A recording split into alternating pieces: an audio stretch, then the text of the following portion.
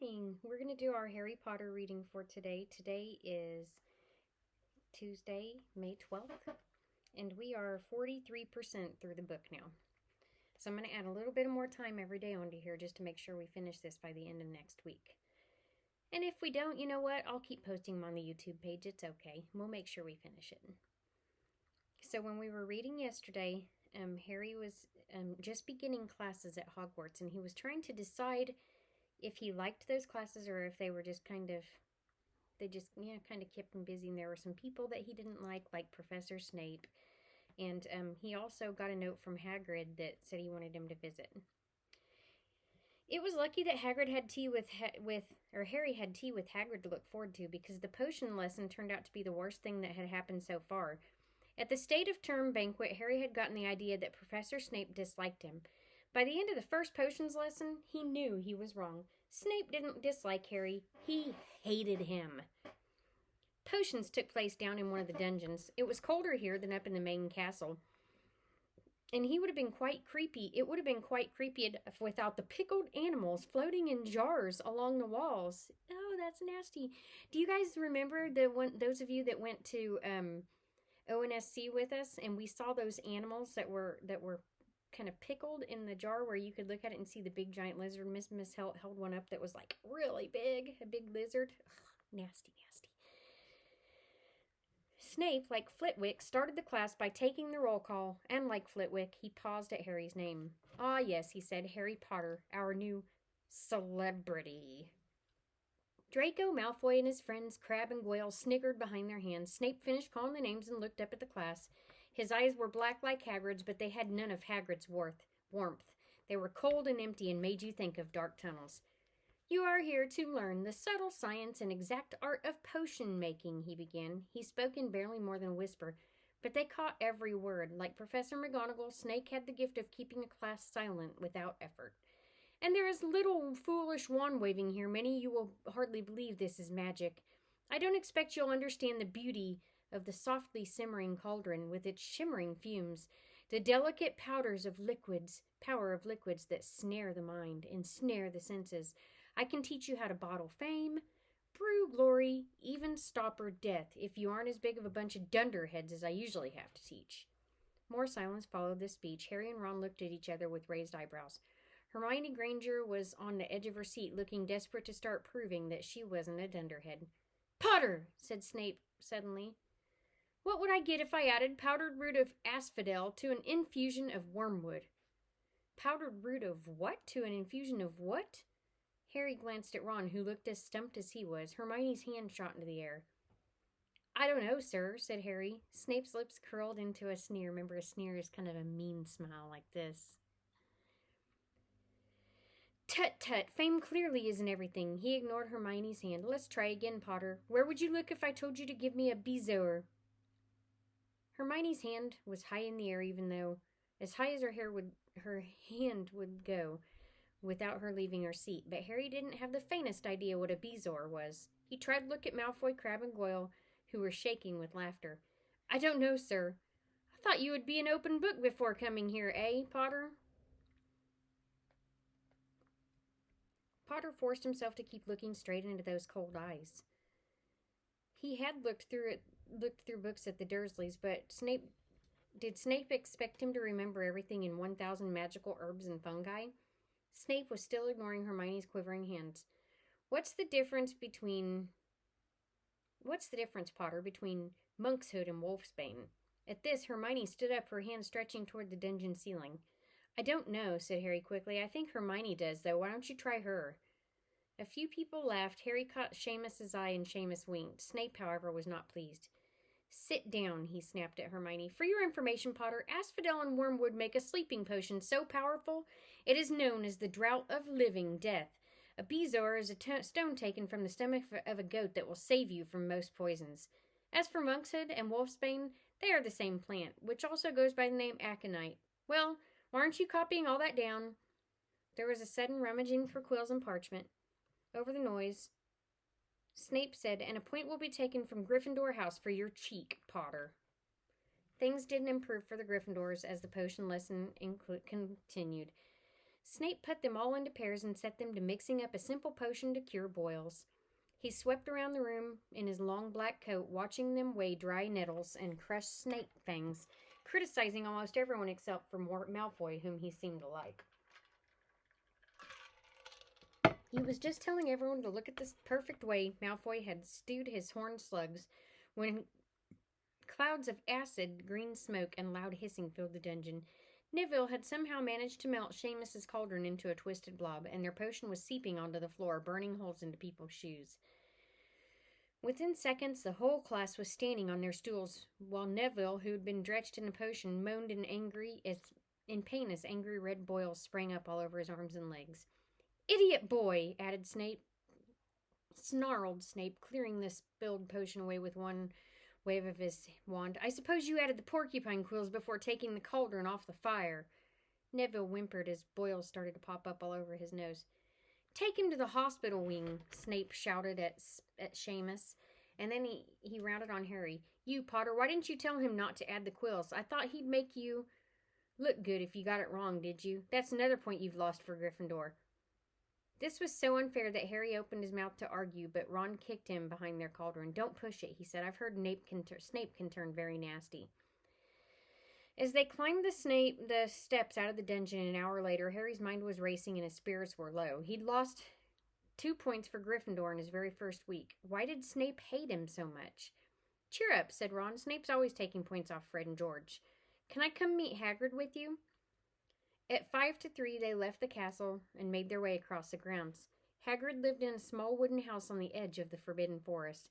A crossbow and a pair of galoshes were outside the door. When Harry knocked, they heard a frantic scrabbling from inside and several booming barks. And then Hagrid's voice rang out saying, "Back, Fang! Back!"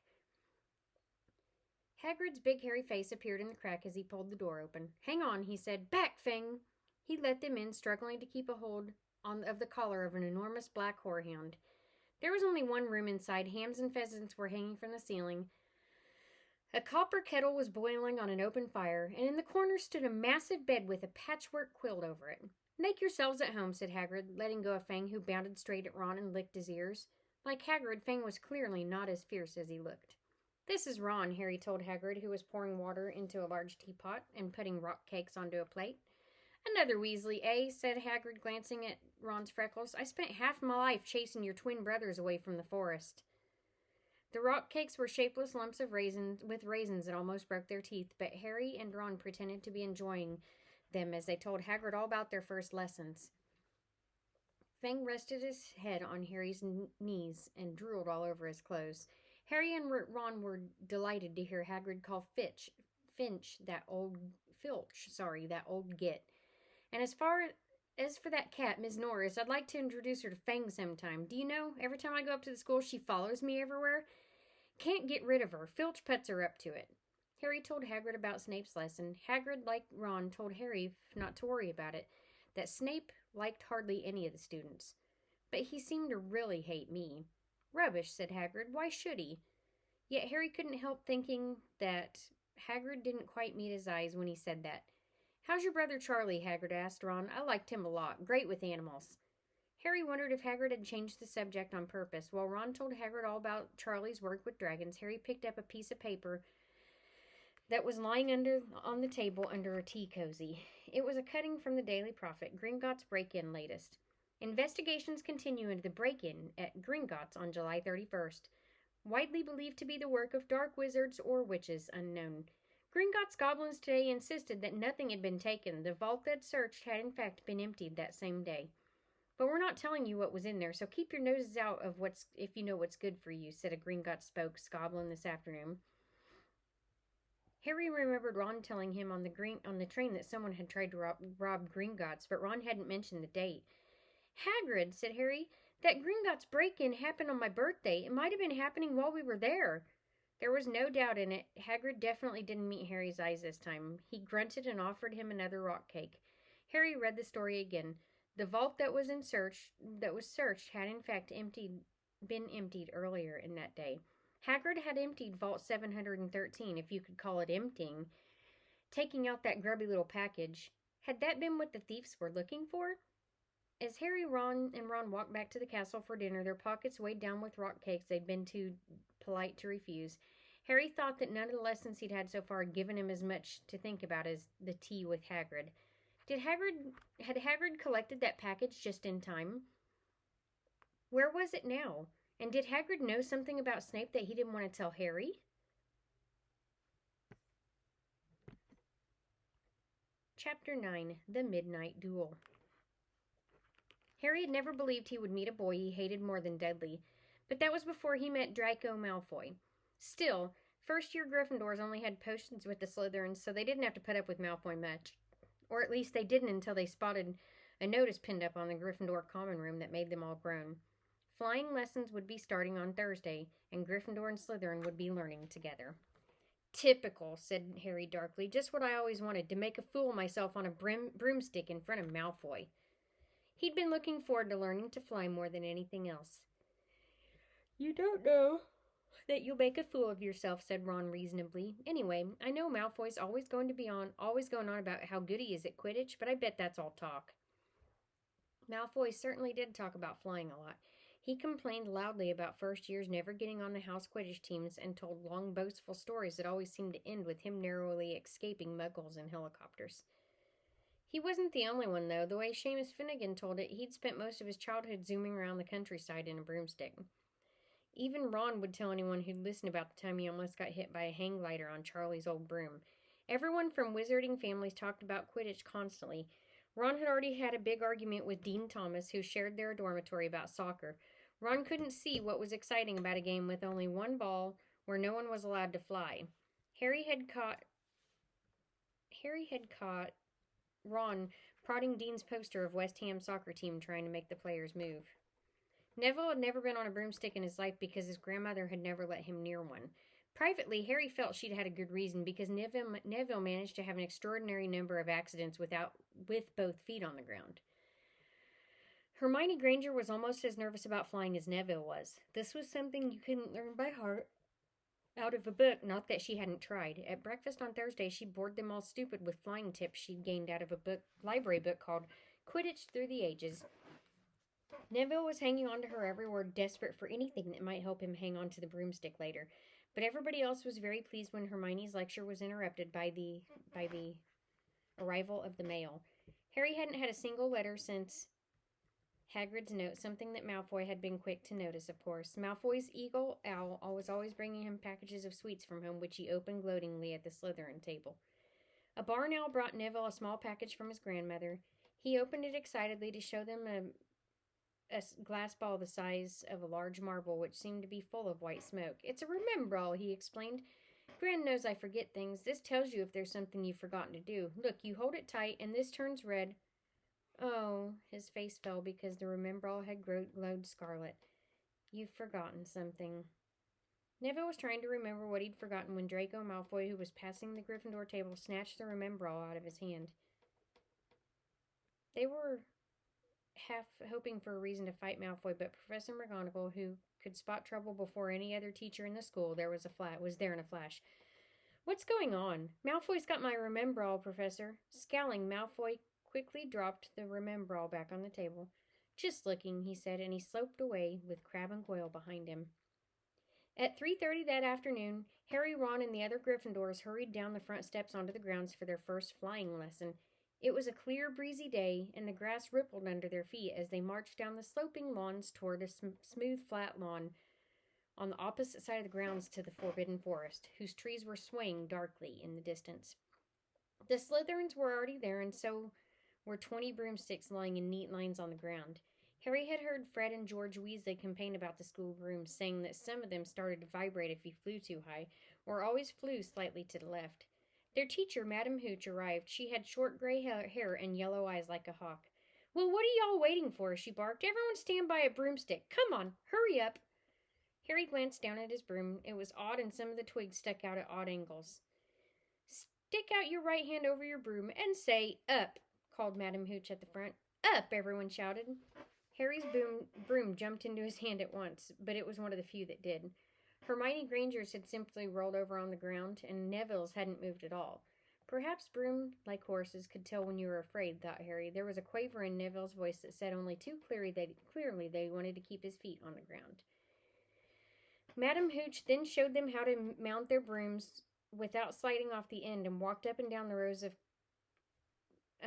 correcting their grips. Harry and Ron were delighted when she told Malfoy he'd been doing it wrong for years.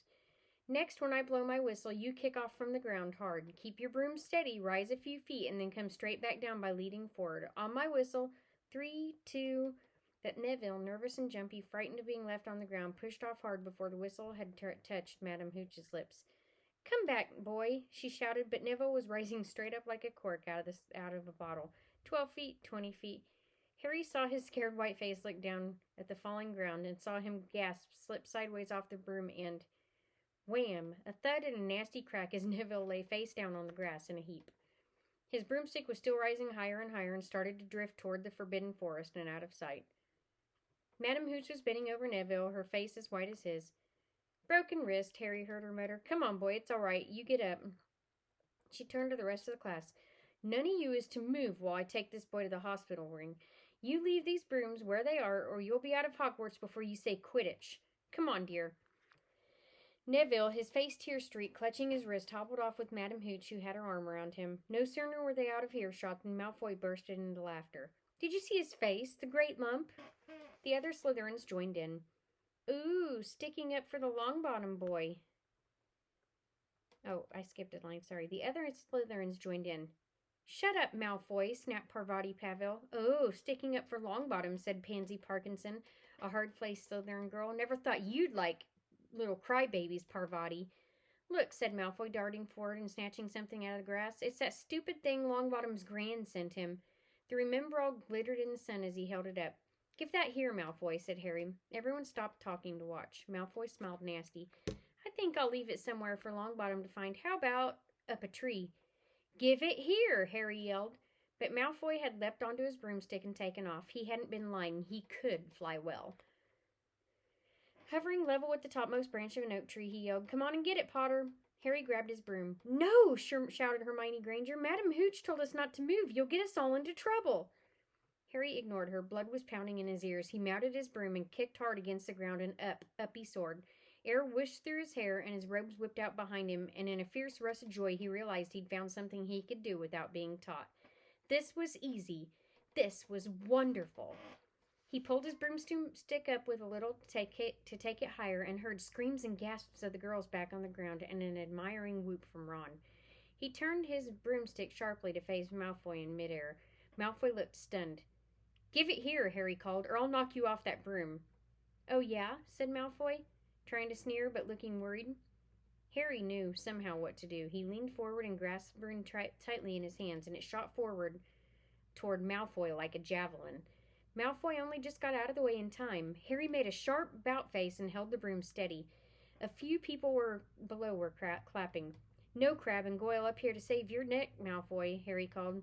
The same thought seemed to have struck Malfoy. Catch it if you can, then, he shouted, and he threw the glass ball high into the air and streaked back toward the ground. Harry saw, as though in slow motion, the ball rise up in the air and started to fall. He leaned forward, pointed his broom handle down. Next second, he was gathering speed in a steep dive, racing the ball, wind whistling in his ears, mingled with the screams of people watching. He stretched out his hand a foot from the ground. He caught it, just in time to pull his broom straight. He toppled gently onto the grass with the Remembrall clutched safely in his fist. Harry Potter! His heart sank faster, then he dived. Professor McGonagall was running toward them. He got to his feet trembling. Never in all my time at Hogwarts! Professor McGonagall was almost speechless with shock, and her glasses flashed furiously. How dare you! You might have broken your neck! It wasn't his fault, Professor. Be quiet, Miss Patil. But Malfoy, that's enough, Mr. Weasley. Potter, follow me now. Harry caught sight of Malfoy, Crabbe, and Goyle's triumphant faces as he left, walking numbly in Professor McGonagall's wake as she strode toward the castle. He was going to be expelled. He just knew it. He wanted to say something to defend himself, but there seemed to be something wrong with his voice. Professor McGonagall was sweeping along without even looking at him. He had to jog to keep up. Now he'd done it. He hadn't even lasted 2 weeks. He'd be packing his bags in 10 minutes. What would the Dursleys say when he turned up on their doorstep? Up the front steps, up the marble staircase inside, and still Professor McGonagall didn't say a word to him. She wrenched open the doors and marched along with Harry behind her. Maybe she was taking him to Dumbledore, he thought, of Hagrid, expelled but allowed to stay on as a gamekeeper. Perhaps he could be Hagrid's assistant. His stomach twisted as he imagined it, watching Ron and the others becoming wizards while he stumped around, carrying Hagrid's bag. Professor McGonagall stopped outside a classroom. She opened the door and poked her head inside. And we are going to stop right there because that's a full 20 minutes of reading today, and that's probably enough. I love you guys, I miss you guys, and I cannot wait to see you.